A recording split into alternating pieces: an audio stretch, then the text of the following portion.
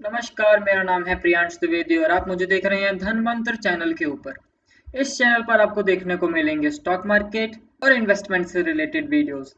तो अगर आप इन चीज़ों में इंटरेस्ट रखते हैं तो आप चैनल को लाइक और सब्सक्राइब ज़रूर करिएगा। तो चलिए शुरू करते हैं आज की वीडियो के साथ। आज की वीडियो में हम बात करेंगे पीपीएफ के बारे में कि आखिर पीपीएफ होता क्या है। तो पीपीएफ का मतलब होता है पब्लिक प्रोविडेंट फंड।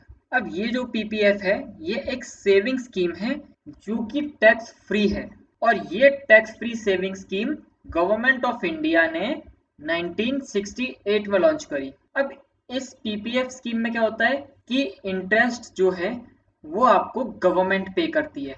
अब क्योंकि गवर्नमेंट आपको इंटरेस्ट पे करती है इसका मतलब ये है कि ये बहुत ही ज़्यादा सिक्योर हो जाता है। अब ये जो इंटरेस्ट होता है ये हर क्वार्टर के लिए अलग डिसाइड किया जाता है। अब ये हो सकता है कि इंटरेस्ट ना बदले और ये भी हो सकता है कि इंटरेस्ट या तो कम हो जाए या फिर ज़्यादा हो जाए। अब जैसे कि अप्रैल से जून के बीच में जो इंटरेस्ट था 2020 में वो 7.1% था और 2020 की जनवरी से मार्च तक जो इंटरेस्ट था वो 7.9% था।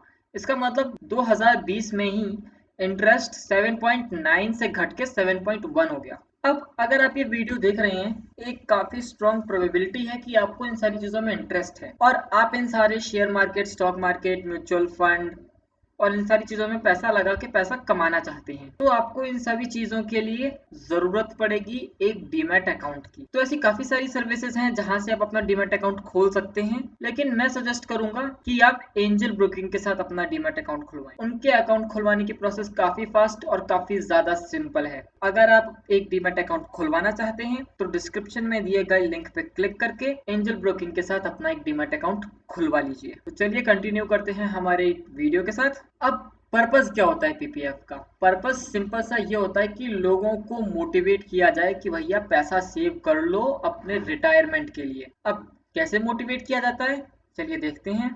सबसे पहले तो ये सेविंग है, दूसरा ये टैक्स फ्री होता है।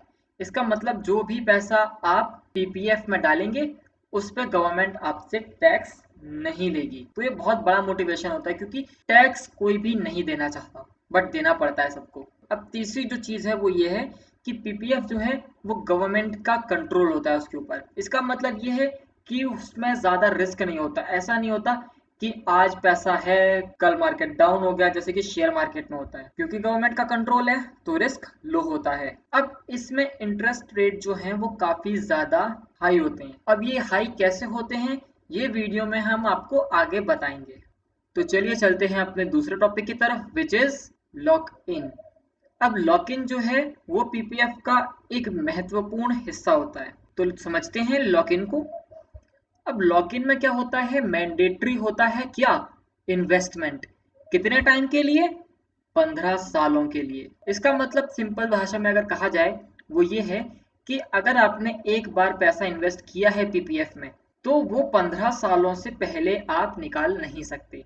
मतलब आपका जो पैसा है वो 15 सालों के लिए लॉक इन हो जाता है पीपीएफ में। अब इसमें एक पेनल्टी होती है। पेनल्टी किस चीज के लिए होती है कि अगर मान लीजिए आपने 15 सालों में से किसी भी एक साल पैसा जमा नहीं करवाया तो उस पे आपको पेनल्टी लगती है। पेनल्टी कितने की लगती है? पेनल्टी लगती है 500 रुपए की और 500 रुपए दोबारा आपको देने पड़ते हैं अकाउंट को दोबारा चालू करवाने के लिए।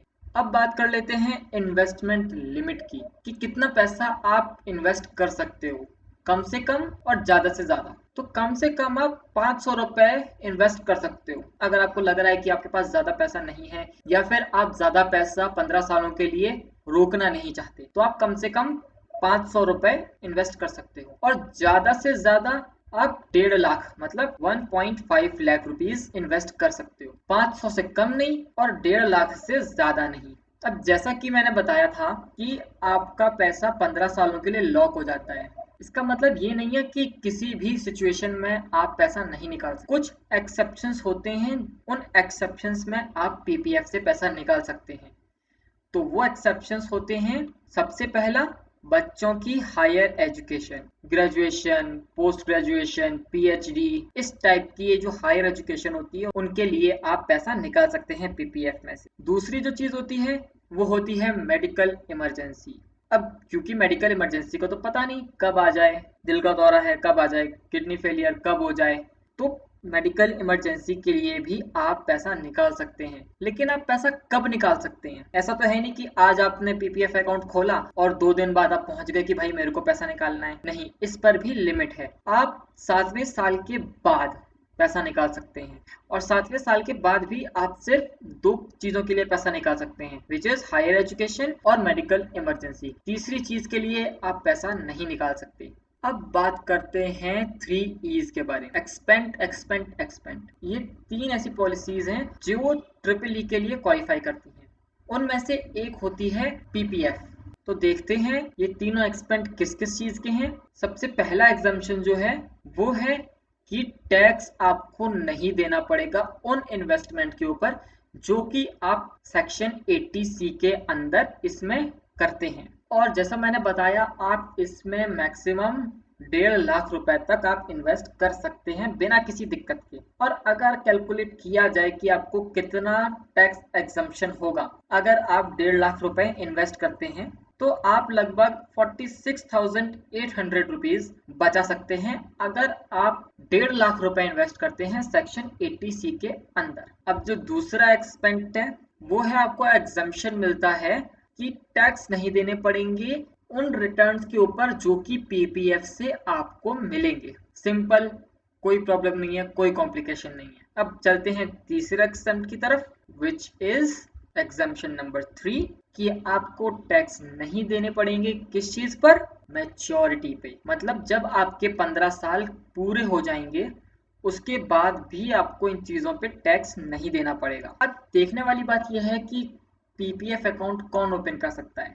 तो सबसे पहली बात, कोई भी हिंदुस्तानी नागरिक पीपीएफ अकाउंट ओपन कर सकता है, कोई दिक्कत वाली चीज ही नहीं है उसमें। तो दूसरा, एक नाम पर एक ही पीपीएफ खुलेगा। ऐसा नहीं है, फेसबुक जैसा नहीं है कि आपने एक जीमेल आईडी पे एक बना रखा है, दूसरे पे दूसरा बना रखा है, तीसरे पे तीसरा। नहीं, एक नाम पे सिर्फ एक ही पीपीएफ अकाउंट खुलता है। और तीसरा कि माइनर के बिहाफ पे बड़े लोग खोल सकते हैं। जैसे कि मान लीजिए आपका कोई बेटा या बेटी है, आप चाहते हैं कि उनके नाम पे एक पीपीएफ अकाउंट हो, तो आप अपनी छोटी बेटी या बेटे के लिए एक पीपीएफ अकाउंट खोल सकते हैं। तो अब देखते हैं कि पीपीएफ अकाउंट कौन नहीं खोल सकता। सबसे पहला है एनआरआईज। जो भी एनआरआईज हैं वो अकाउंट नहीं खोल सकते, लेकिन अगर उनका पहले से ही अकाउंट है तो वो उसको मैच्योरिटी तक कंटिन्यू कर सकते हैं। दूसरा, हिंदू अनडिवाइडेड फैमिलीज, ये पूरे के पूरे परिवार अकाउंट नहीं खोल सकते। और तीसरा, जॉइंट अकाउंट। ऐसा नहीं है कि आपने 2-3 लोगों को बोला कि साथ में मिलके एक पीपीएफ अकाउंट खोल ले, तो ये नहीं हो सकता। लेकिन इसमें एक एक्सेप्शन है। वो एक्सेप्शन ये है कि हिंदू अनडिवाइडेड फैमिलीज जो हैं वो इन्वेस्ट कर सकती हैं इंडिविजुअल अकाउंट में। ये बात ध्यान रखने वाली है। अब आपने ये तो समझ लिया कि कौन खोल सकता है, कैसे खोलने हैं, किस पे टैक्स लगता है, फायदे नुकसान। लेकिन अब देखते हैं कि खोलना कहाँ पर है अकाउंट। तो ये आप अकाउंट खोल सकते हो बैंक में, तो ये आ गया अपना रिजर्व बैंक। उसके अलावा आप खोल सकते हो पोस्ट ऑफिस में, तो ये आ गया हमारा पोस्ट ऑफिस। अब ये देखते हैं कि आपको कौन कौन से डॉक्यूमेंट्स की ज़रूरत पड़ेगी एक पीपीएफ अकाउंट खोलने के लिए। तो सबसे पहले आपको ज़रूरत पड़ेगी एक एप्लीकेशन फॉर्म की, क्योंकि बिना एप्लीकेशन फॉर्म के आप लेके क्या जाओगे? ऐसा तो है नहीं कि आप कैश लेके चले गए और मेरा एक पीपीएफ अकाउंट खोल दो। नहीं, आपको एक प्रॉपर एप्लीकेशन फॉर्म की ज़रूरत पड़ेगी। उसके बाद आपको एक अपना आईडी प्रूफ देना पड़ेगा, ये प्रूफ करने के लिए कि आप कोई फेक नहीं हो, आप किसी तीसरे बंदे के नाम पे अकाउंट नहीं खोल रहे हो।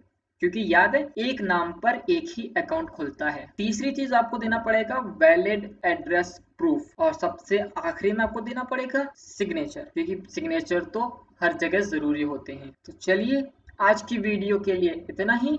मिलेंगे अगली वीडियो में, तब तक के लिए धन्यवाद।